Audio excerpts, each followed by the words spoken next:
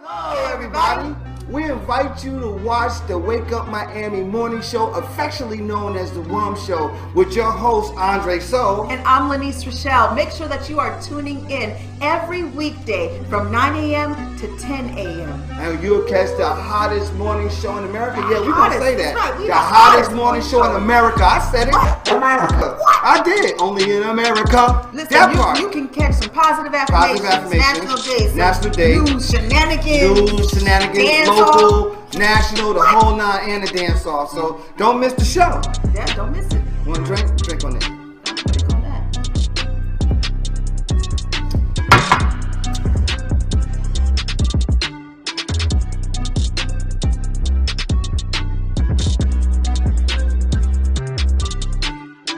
That's what it is, though. That's how we feel. So you make sure that you tune in. That's how we feel.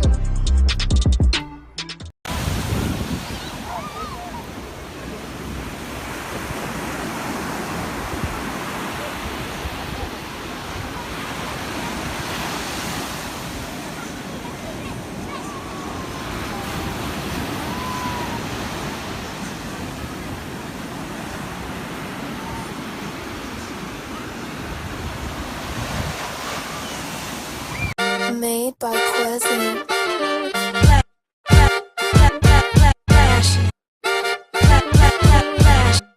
Miami Morning Show. You watching the wake up, the wake up, the wake up, the wake up, the wake up, the wake up, wake up. Miami Morning Show. You watching the wake up, the wake up, the wake up, the wake up, the wake up, the wake up, wake up. Miami Morning Show. You watching the wake up, the wake up, the wake up, the wake up, the wake up, the wake up, wake up. Miami Morning Show. You watching the wake up, the wake up, the wake up, the wake up, the wake up, the wake up, wake up. Miami Morning Show. You watch. Miami Morning Show. You watching the. You watching the. Miami Morning Show. You watching the wake up, the wake up, the wake up, the wake up, the wake up, the wake up, wake up. Miami Morning Show. You watching the wake up, the wake up, the wake up, the wake up, the wake up, the wake up. Miami Morning Show. You watching the wake up, the wake up, the wake up, the wake up, the wake up, the wake up, wake up. Miami Morning Show. You watching the wake up, the wake up, the wake up, the wake up, the wake up, the wake up, wake up. Miami Morning Show.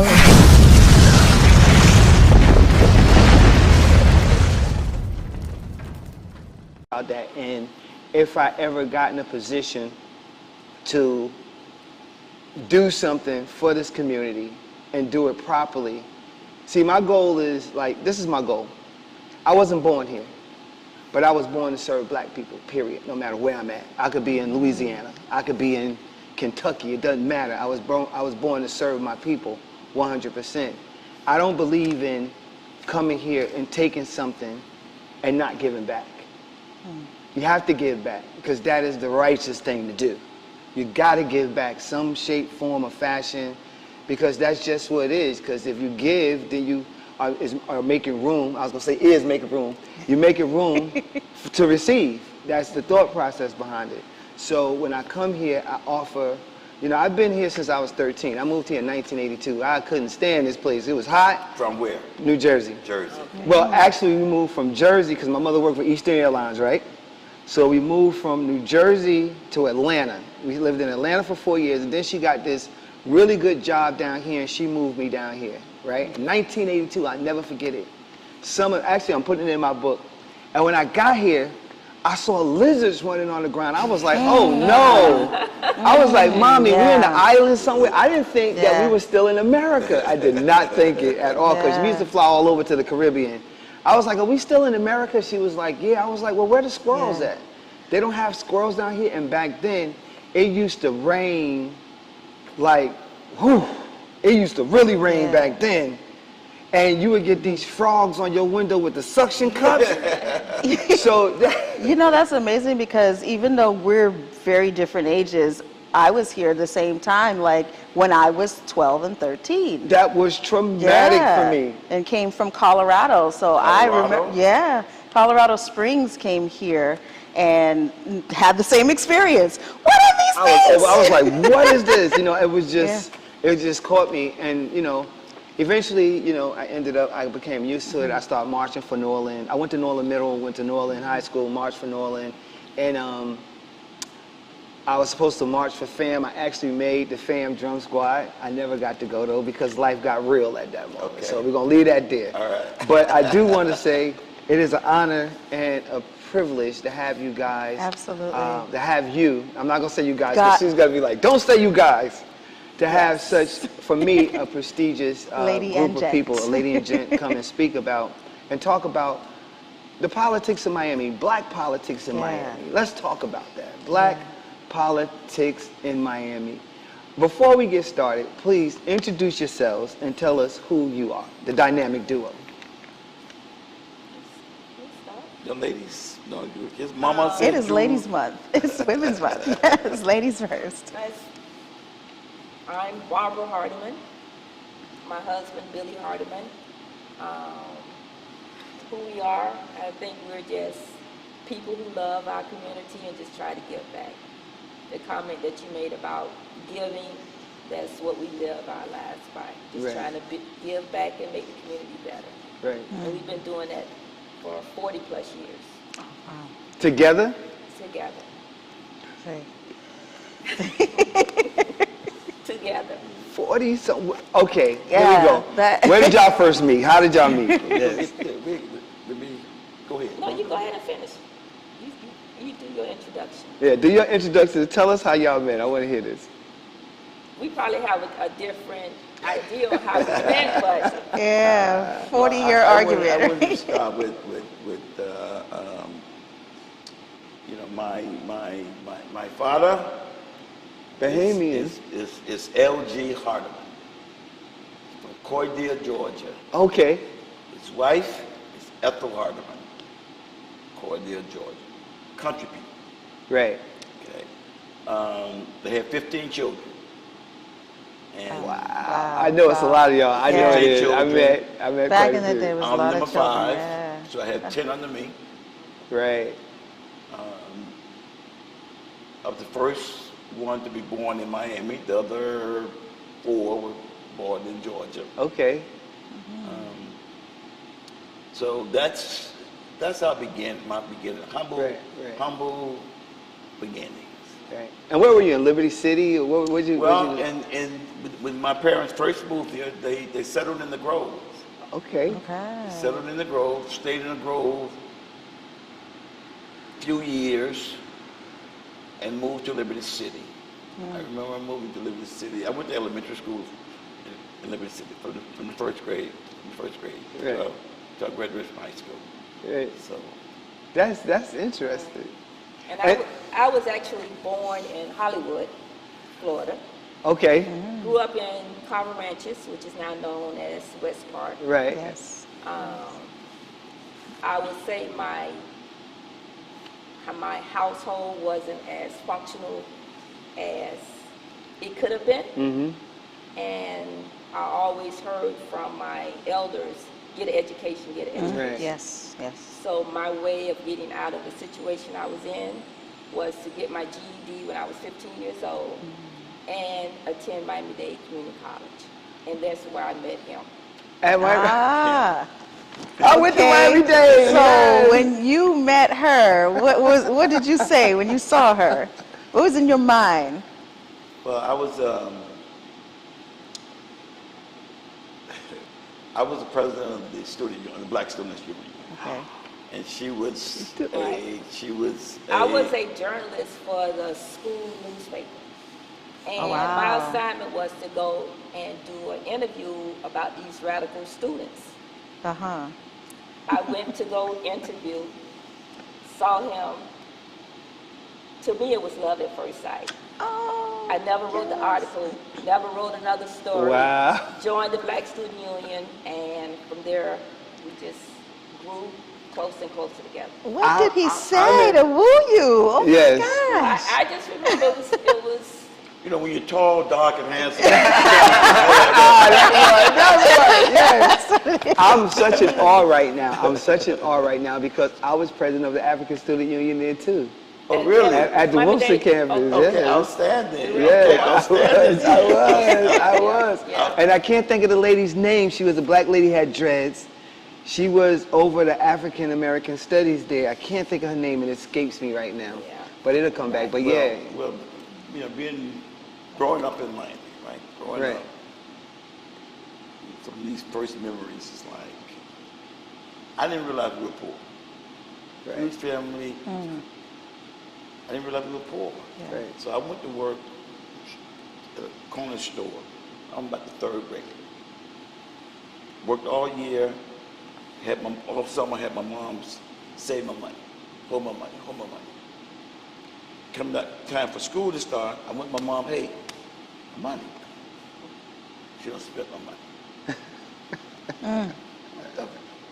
I'm over in the corner, I'm mad. My brother walked up to me and said, what's wrong with you, man? I said, she spent my money.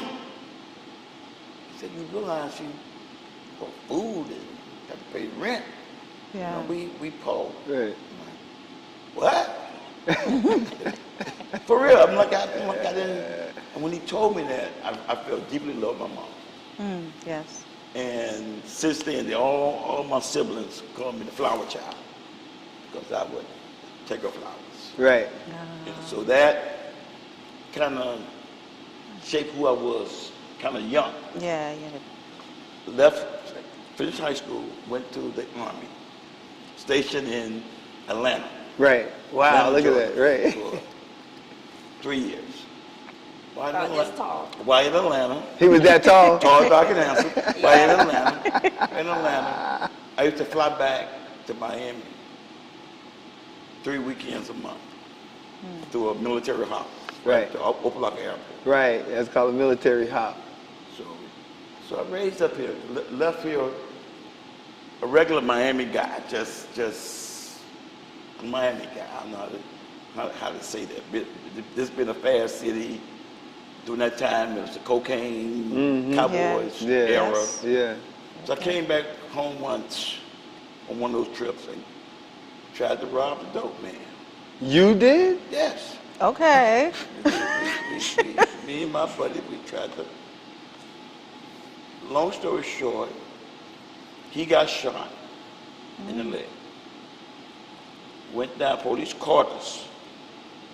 Went downtown. The guy who I was with just so happened his uncle was a city of Miami detective. Wow. And that's why I didn't go to prison and I was allowed to go back to the Army. Wow. But it changed me. Ooh, you got saved. It made me realize that, there's some good people. I consider myself a Right. good person. Right. There's some good people in prison. Right. So you got to get your head right. Right. So I ran into a guy by the name of Jose Williams. Jose Williams was a field lieutenant for Dr. King in Atlanta. Went to his church, and that's where I became politicized through. Politicized? Yes. Okay, I like that. Through Jose Williams. That's okay. Reverend Jose Outstanding. Williams in Atlanta.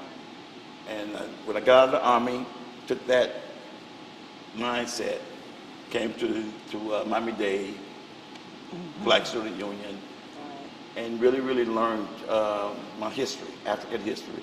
And being from Miami, you didn't know who you are. We're from Miami. I where you from. I learned my history. I learned who we are. That's why I love our people. Consider ourselves Pan-Africanists. Whether you Pan-Africanist, total liberation and unification of all African Y'all better go ahead. I never knew this. I never knew this. Yes. I love it. That's That's our foundation. In fact, when I was Excellent. we were running into some infighting with some of the other local activists here. I'm like, couldn't figure out what it was.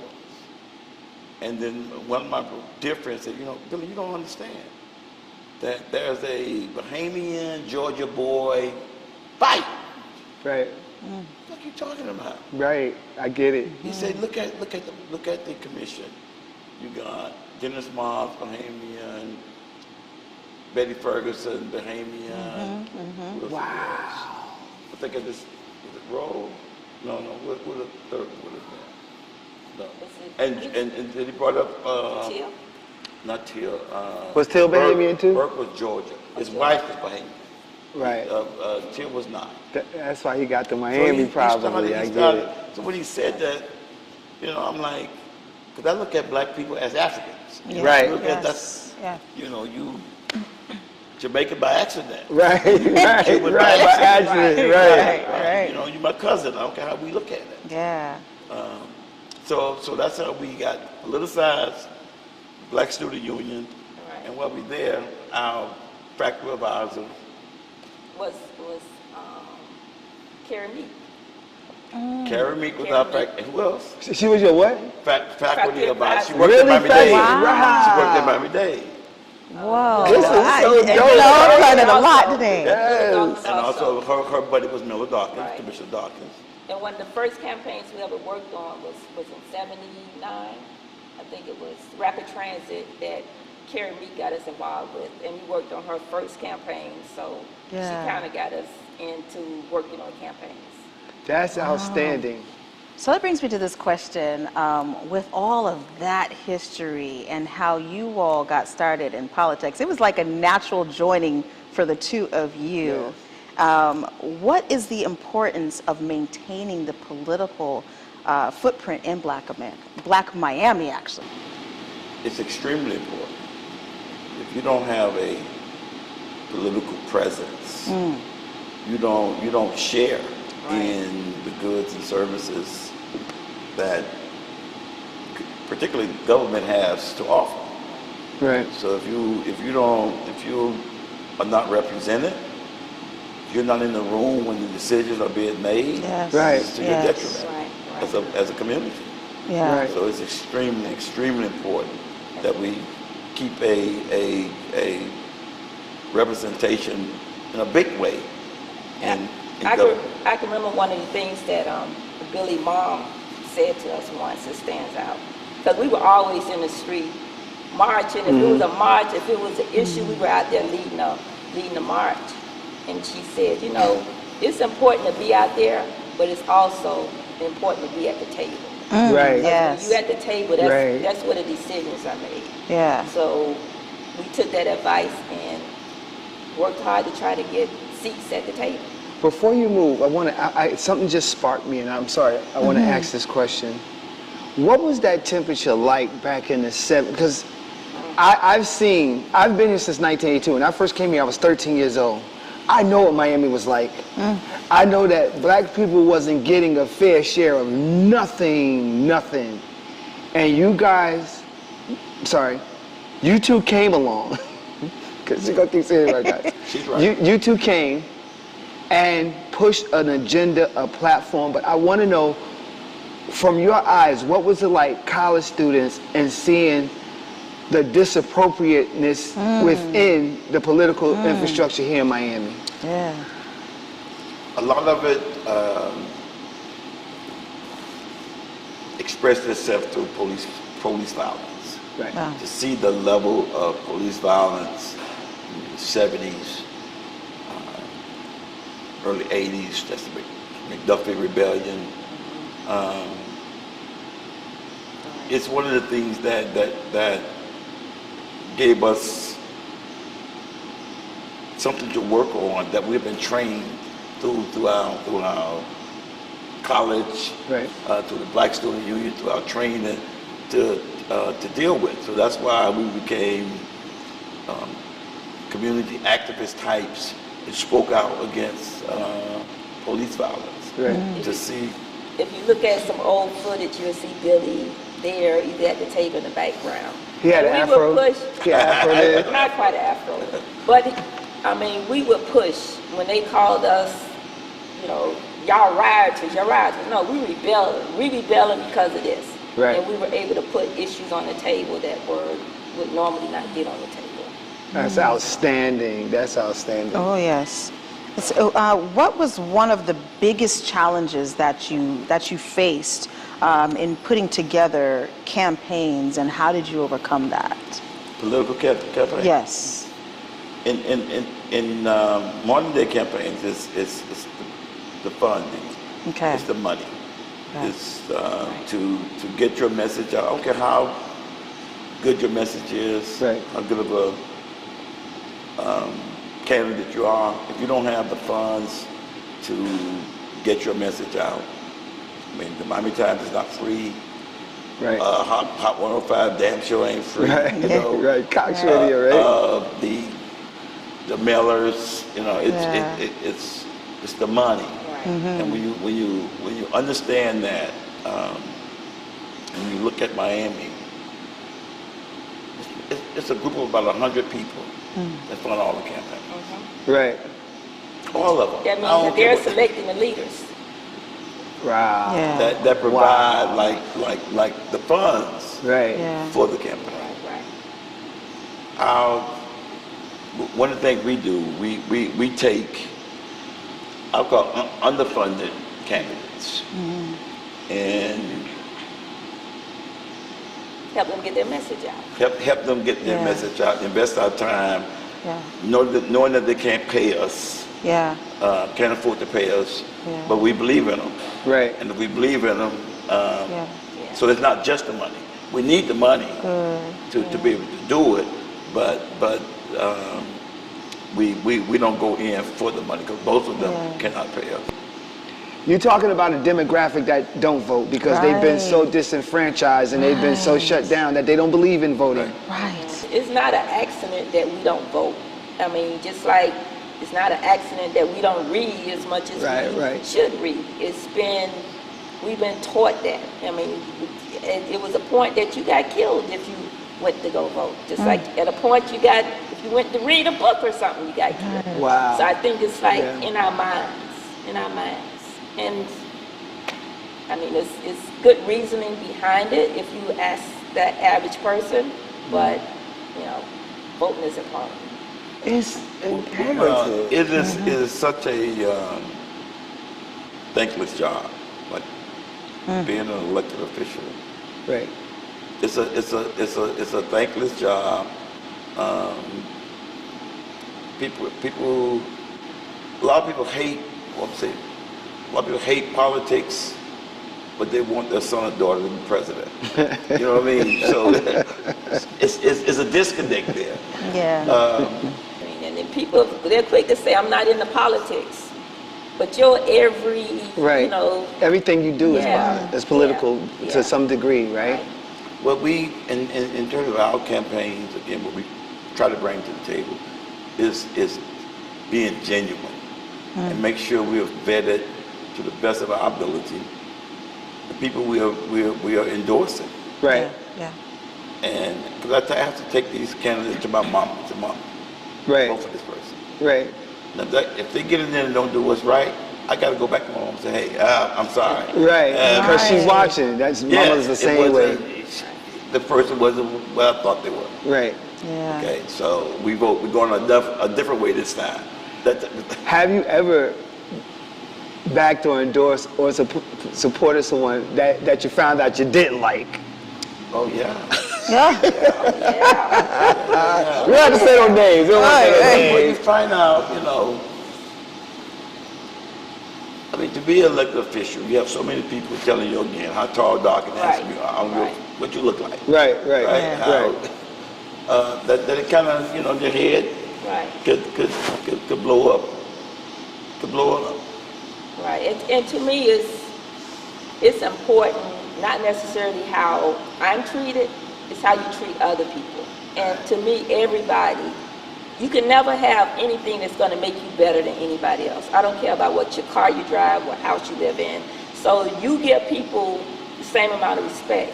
And you find out, like Billy said, head gets big, and they forget about the average person. They begin to think that they are better than the people that they're supposed to be serving. And if I discover that they really are not genuine, don't genuinely care about the community. Right. If I feel that, then I'm all bets are off. Right. I don't care who you are. Right. Yeah. You know, it's about the community first. Right. I want to ask you this. When we talk about having a fair shot, you know, in Black Miami, Black America, in politics, what to both of you is how do you change the narrative? Even now we're struggling to do that, where we are putting our foot on the pavement and we've got a presence in in Black America. We're definitely making sure that we have a presence, but it's still a struggle. So how do we get fair representation now? What do we say to the millennials? What do we say to the, what is it, Gen X? Gen I think it is, right? Xers, What do we say to but them? mainly millennials. Yeah. Millennials, yeah. But what I find is that the world will make our people realize that we have to stay together. We have to fight. We have to continue to fight. We have to continue to struggle. Every time we make any advances as a people, there's a backlash. Right. It's a huge backlash. The backlash we're experiencing right now against Obama, against the first African-American president, introduced Trump. Yeah. And what all that represents. Right. You know, it's white superiority. And every time we think we have made it, they let us know, oh no. Right. So we have no choice. It's our oppressors are going to make sure, it's going to make us so uncomfortable that we have nothing, we have to fight. We have to turn to each other and say, hey, we got to overcome this common enemy, this common objective. Right. So we chat a little bit, right? Yes. And have good living room conversation, right? So one of the things that we definitely said that I want to focus on, and you said it, Ms. Harden, is Black excellence. Talk a bit about Black excellence and what success means to you. Success to me is, I get a joy out of helping others. Yeah. I have a nonprofit at Moore Park that I've been working with for 22 years. Yeah. We have 150 kids enrolled. We service like 125, 130 kids a day. To see those kids be successful, to see those kids get exposed to things that they normally wouldn't not get exposed to. Right. I mean, we've taken hundreds of kids, every place you could think of in Florida, from the Keys, Right. they experience things that people come from all over the world to see.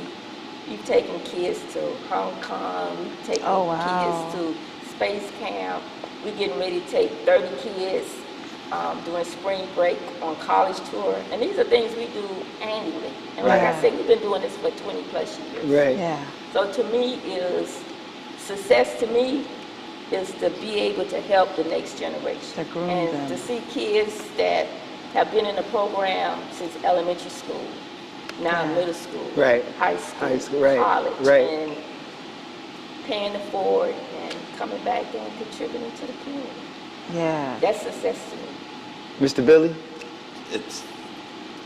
I think it's the words, whoever said success is when opportunity, when preparation meets opportunity.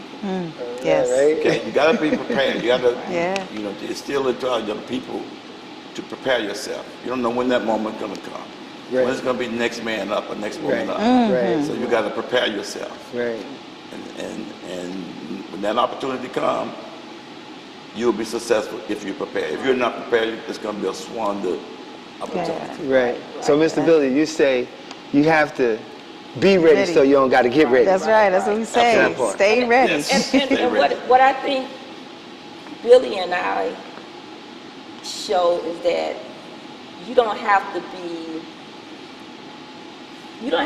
take away from yourself in order to serve your community. Right. You know what I mean? Yes, yes. Most people think that they have this image that if you give into your community, you got to be dang near homeless. Right. You know, you can't enjoy the finer things in life.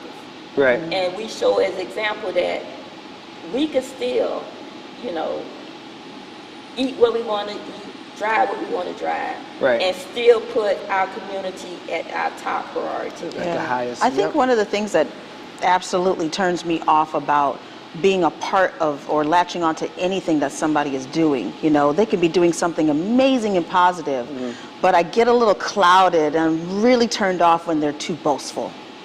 You know, when it especially, there is a fine line. And, you know, correct me if I'm wrong or make a statement about this, but there's a fine line between pushing our Black agenda, right? And making sure that they know who we are and being boastful about it. Am I right? Wearing it on your sleeve, that's what we call it. Yes. What do you call it? What? Wearing it on your sleeve. Wearing it on your sleeve. Yes. Yeah, I like that. Yeah. I like that. So, go ahead. No, and we have had the opportunity coming up in Black Student Union to travel. I mean, we met, we hung out with Jesse Jackson, Stokely Carmichael. The list just goes on and on and on, that the opportunities that we've had. And now even when my family members see me, they say, "Oh, you still into that Black stuff?" Well, I am. I'm Black, right? Last time I checked, you Black. You know what? That's, in order to make the next generations want to be involved in fighting for our people. Right. It has to. They can't look at you. Okay, you're a soldier, right? You can't look like you can't look bad. You can't have no shoes, no clothes, no car, no apartment, no. Right. And you want me to do? No, I don't think. That's what I say. It's a fine line. I want to find something else. So I think it's important to show, but you never know the kids who are looking at you. That yes, you could be an activist. You could be for the community. You can fight like hell for the community, but at the same time, do not use it for the damn excuse not to support your children. Right. Yes. Don't use it as an excuse. Yes. You know, not to take care of your responsibilities. Right. Yeah. We have to take care of those. Plus, fight for our people. Right. That's our duty. Now, on top of everything else, let's talk about this, the Hardeman regime. Okay, I want to expound on this because I know in certain cases people try to make the Hardeman name or the Hardeman political machine look bad, right? And I think that there's a misconception. I think that other news outlets and other newspapers want to paint this picture because it gives them a form of control, and I am definitely about taking control over our narrative. So at this moment, because people are watching and they want to know, like, well, you know, he's not. No, we're going to talk about that too because we talked about it, and I want you to feel comfortable in talking about it. That's why we talked about it previously, right? So let's talk about the Hardeman political regime and why it exists and why it stands the way it is, and what are some myths that could be debunked about the Hardeman regime right now? Because you mentioned a lot on the break. What are some myths that could be debunked? Some honest to goodness stuff. Well, when you say the Hardeman regime, you know, it's we've only had 2 elected Hardemans. Right. Not a dynasty, not my father, my son. None of it's been 2. Right. For two terms. Not one was elected for 1 term, and now the other one's going to his 3rd term. Right. So it hasn't been this long Kennedy's type thing. No. And you have folk want to say that particularly that I think the newspapers, the television reporters to a certain extent want to look at what Barbara and I have accomplished, and I look at that as helping wannabe candidates who otherwise would not have been elected if we did not invest our time, our treasure, our skills and these candidates, many were not the establishment candidates. Right. They didn't have the monies from the downtown lobbyists or the downtown business folk. their campaign, we were successful in getting people elected from the bottom up. Yeah. Right. And they don't like that. They want to be able to say that if you got the Miami Herald's endorsement, you're going to win. Right. Not you got the support of a Hardeman, you're going to win. So they want to they want to tear that down. They want to tear down to say that, oh no, this is some gangster, Gangsters. gangster family. Right. And nothing could be farther from the truth. Right. As I said, we're a very humble family. So it's just.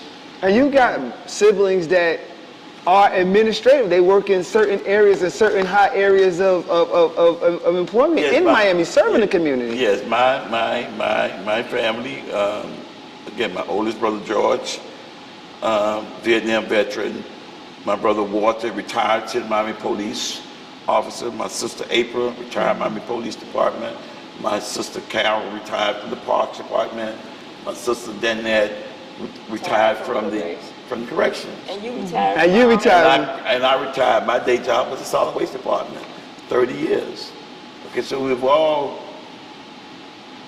paid our work for everything that we've achieved. No one it's not been a free ride.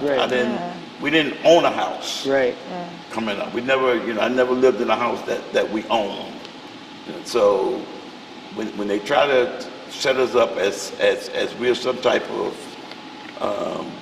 gangster family that's getting over on the community, nothing could be. No, you just have a good recipe. Right, and it's a lot of it's just hard work. Yeah. We work hard. We all in. That's good. I'm so thankful that they have automatic payment on utility bills. Right. Hallelujah. I get so far in, I go home, my lights off, the water off, because I'm like focused on achieving. Remember you used to have to go to the line and pay the bills at the pharmacy on 54? Remember that? You had to go there and pay the light bill? I remember that. Mr. Billy and Miss Hardeman, it seemed like to me, like you guys are like my family. Like they worked hard. They worked hard. Nobody was out. None of us come from perfect families, but for the majority, they worked hard. Like your brothers and sisters and yourself didn't work a job for 5 years. Y'all worked a job and did the duration of the job. And that's why you're successful, if you ask me. You have the diligence, the wherewithal, and you have the knowledge to know better and know how to do things. So it's I want to important commend you. that our young black children see that kind of tenacious spirit. They see that, hey, especially being married. Right. You know. For 40 some odd, Nana would say, 40 some odd years. Yeah, my parents are married, what now? 40, your parents too. 47, Lord. 47 years. And it's look at me, I look foreign like that. I can't relate. 47 years. And it's a remarkable thing to be able to experience that, and for your children where they are in their own careers. Like this is the picture, this is the image that our youth need to see. Right. Thank you. We wake up every once in a while and say, where did the 70s go? I know. It's been such a, a joy. And that's, to serve our people, it's such a joy. And now to have grandchildren. Right. Right. Yeah. And to be able to say, they come and visit, say, go home, and they go right next door. Right. One set on this side, another set on this side. Right. It's just, it makes life wonderful. That's why we... Right. Billy said something a couple of weeks ago. He was like, we were doing something, we were involved in something. He's like, if it's not fun, we're not doing something right. Come on now. Right, come on now. It's got to be fun. It's got to be fun. We have fun. We laugh all the time. Sense of humor. He should have been a comedian. That's where I should have made my millions. This guy's like a natural comedian.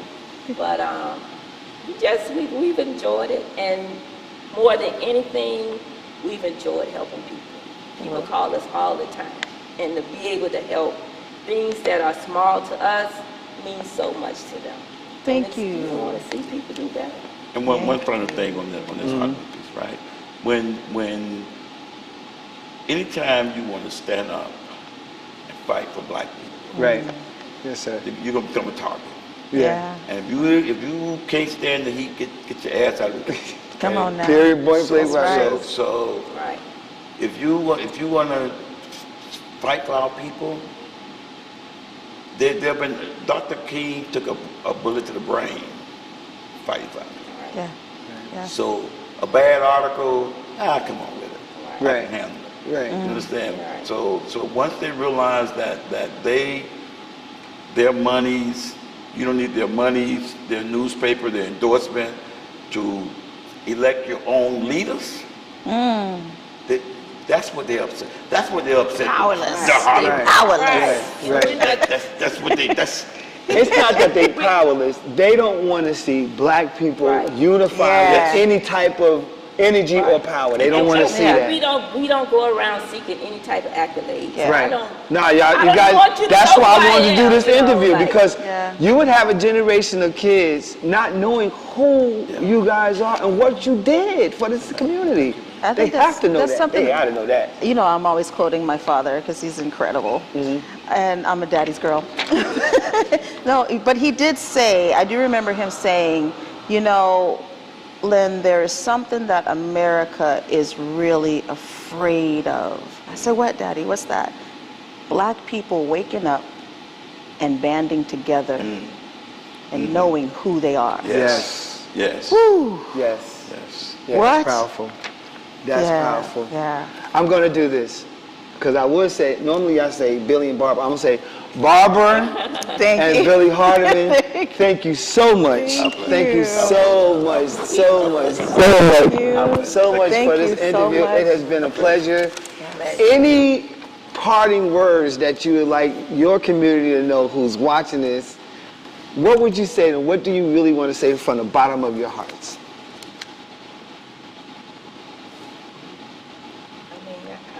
I genuinely love the community. That's all I can say is I love you. Right.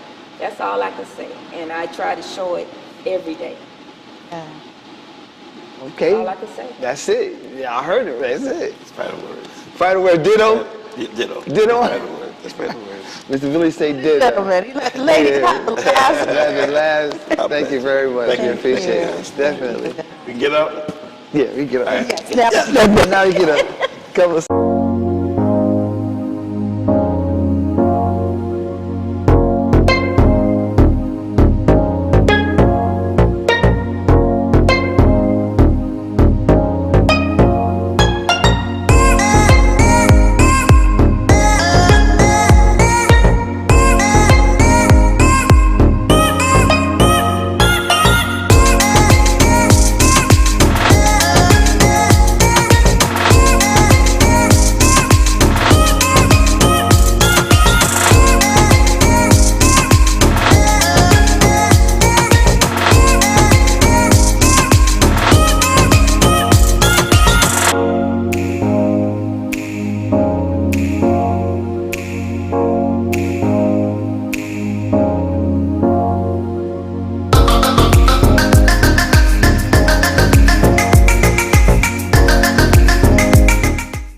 Elite Natural Essence. 100% natural organic teas, skin, hair, and body care essentials. Unlock the healing power of nature. Treat yourself daily to our moisturizing body washers and body butters. Enhance your inner essence with our elite teas including Orange Smoothie and our elite Flat Belly Cleanse Tea. We also have our new Banberry Anti-O skincare line for your skincare needs. At Elite Natural Essence, we pride ourselves in providing superior quality essentials as well as enriching the lives of our community through education of natural and healthy living. Elite Natural Essence is now available on Walmart.com and the Walmart app nationwide, or visit our website www.elitenaturalessence.com. Free shipping on orders $75 or more when you enter the code ELITESHIP. Elite Natural Essence. Be beautiful, be elite. They don't know it.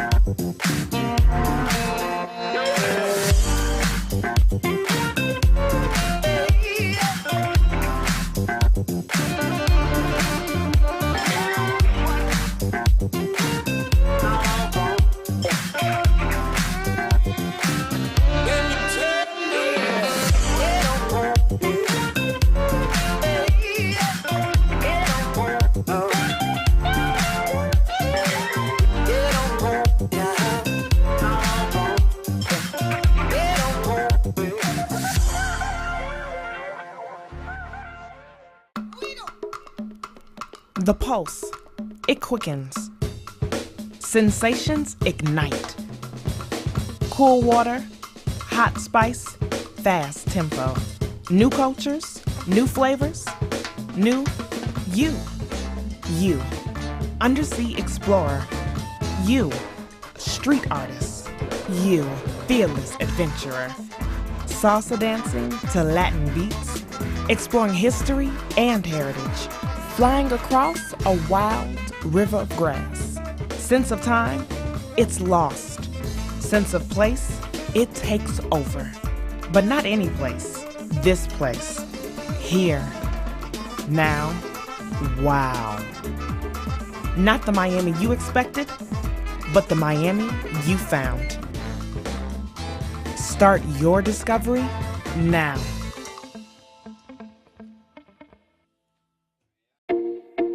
In our community, we are hands-on, putting foot to pavement and establishing real connectivity with our neighbors. Our aim is to have access to that which promotes a healthier and happier lifestyle in our neighborhood. Tactical urbanism is a way of engaging our community with fun, interesting, and artistic pop-ups that encourages everyone to participate and nurture pride as a collective. We do this because we have a dedication to serve our community for life.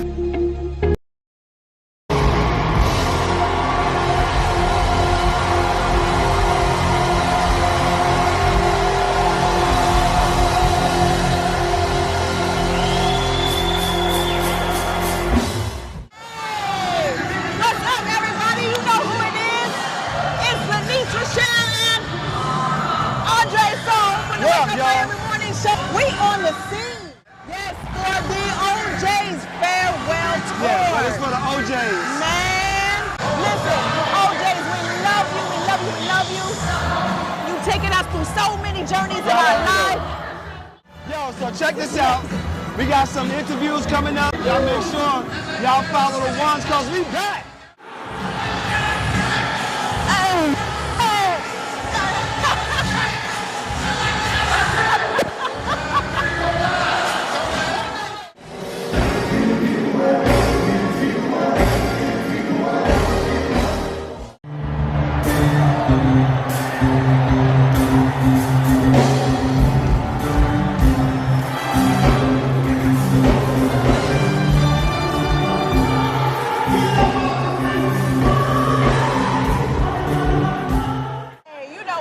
We're here at the OJ's farewell concert here at Miramar Amphitheater. We have the pleasure of being standing with Big Lip.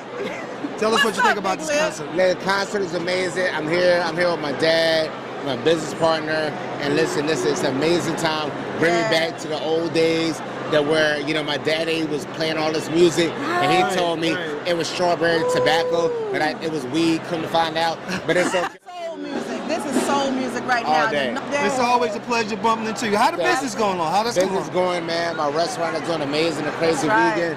Go check it out, man. You don't have to be vegan to check it out because it's just amazing freaking food.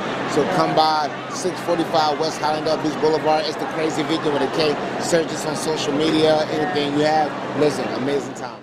Wake Up Miami Morning Show gonna definitely pop Absolutely, up on we gonna pop up, man. Ain't no more Big Lip Bandit. We gonna see what Big Lip talking about. See what healthy food he got, and we about to get busy on this. Thank you.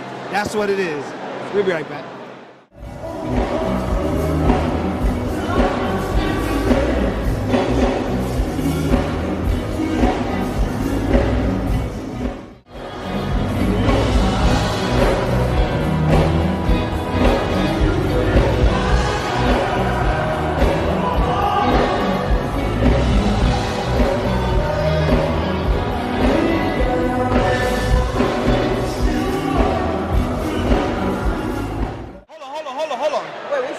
You want to know where we at? Where we at? They want to know where we at? Where we at? We outside!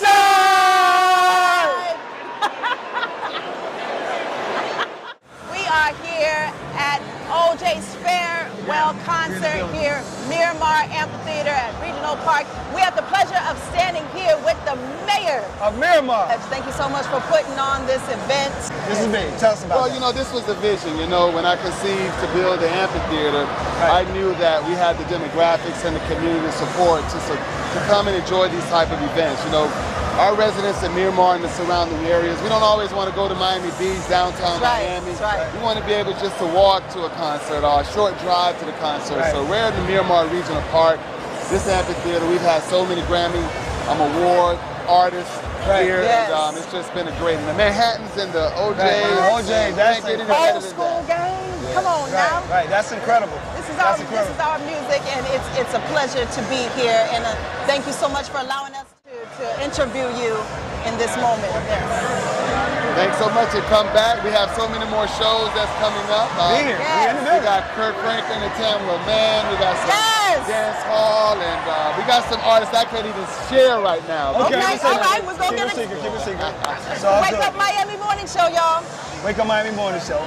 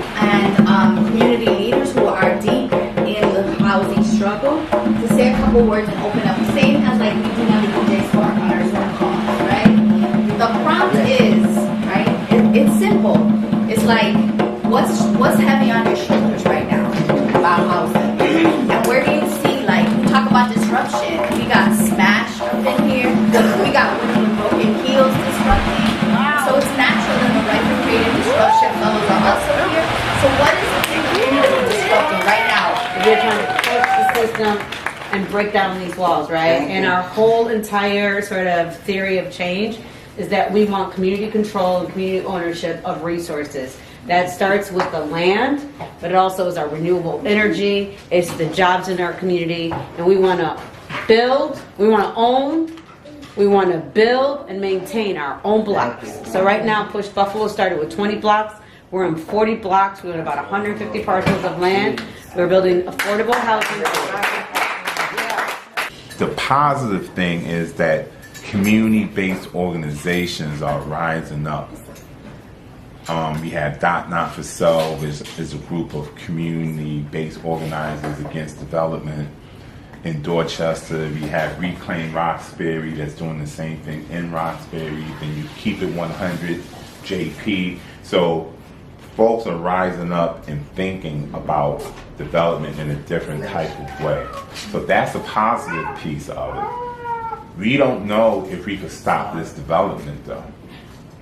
That's just keeping it what it is.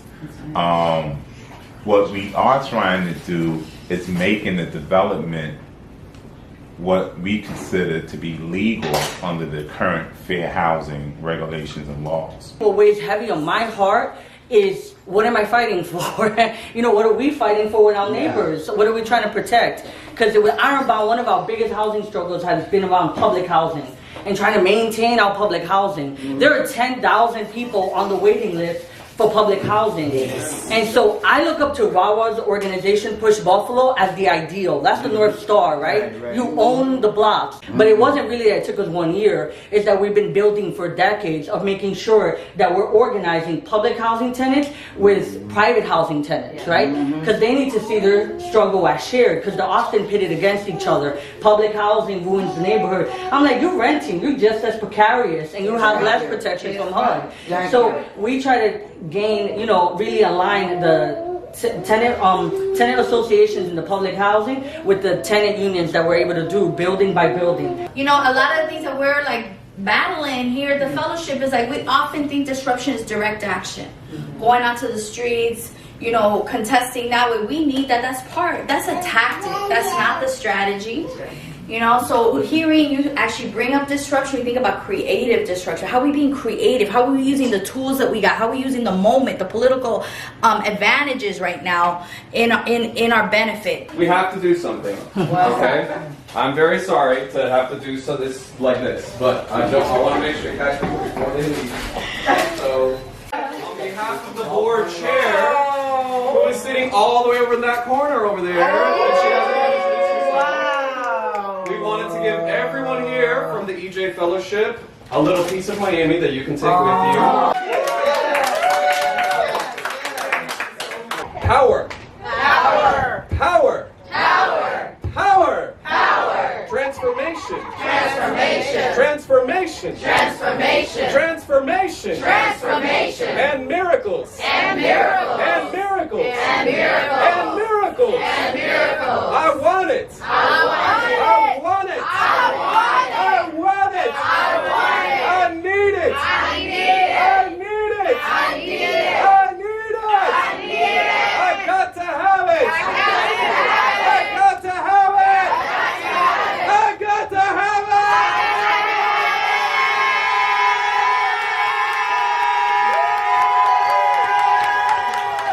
it. Made by Quezzy.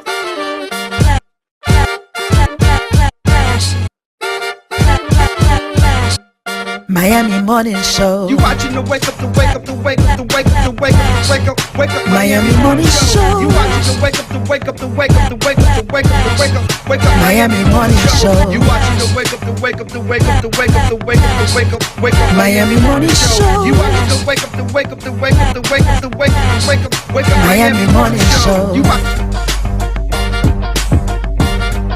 Miami Morning Show. You watching the you watching the Miami Morning Show. You watching the wake up, the wake up, the wake up, the wake up, the wake up, the wake up, wake up. Miami Morning Show. You watching the wake up, the wake up, the wake up, the wake up, the wake up, the wake up. Miami Morning Show. You watching the wake up, the wake up, the wake up, the wake up, the wake up, the wake up, wake up. Miami Morning Show. You watching the wake up, the wake up, the wake up, the wake up, the wake up, the wake up, wake up. Miami Morning Show.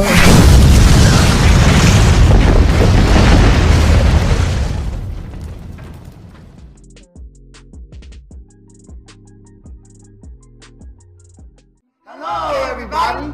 we invite you to watch the Wake Up Miami morning show, affectionately known as the WUMMS show, with your host, Andre So. And I'm Lyneise Rachelle. Make sure that you are tuning in every weekday from 9 a.m. to 10 a.m. And you'll catch the hottest morning show in America. Yeah, we're going to say that. Right, the hottest morning show in America. I said it. America. I did. Only in America. Listen, that part. You can catch some positive affirmations, National Day, news, shenanigans, dance local, national, the whole nine, and the dance off. So don't miss the show. Yeah, don't miss it. Want a drink? Drink on that.